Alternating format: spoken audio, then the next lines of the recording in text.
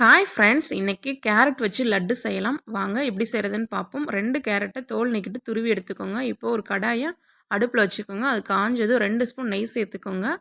அதில் முந்திரி பருப்பும் உலர் திராட்சையும் சேர்த்து நல்லா வறுத்துக்கோங்க. வறுத்துட்டு அதை ஒரு பிளேட்டுக்கு மாற்றிக்கோங்க. அதே கடாயில் நம்ம துருவி வச்ச கேரட்டை சேர்த்து நல்லா கிண்டிக்கோங்க. கிண்டிட்டு இப்போது இது கூட 1/4 லிட்ரு பால் சேர்த்துக்கோங்க. சேர்த்துட்டு நல்லா மூடி போட்டு 5 நிமிஷம் நல்லா வேக வச்சுக்கோங்க. வெந்துட்டுருக்கும் போது இதில் சர்க்கரை சேர்த்துக்கோங்க 2 ஸ்பூன். கூடவே 1/4 கப்பு தேங்காய் துருவல் சேர்த்துக்கோங்க. சேர்த்துட்டு நல்லா கலந்து விடுங்க. இதில் ஏலக்காவை தட்டி சேர்த்துக்கோங்க.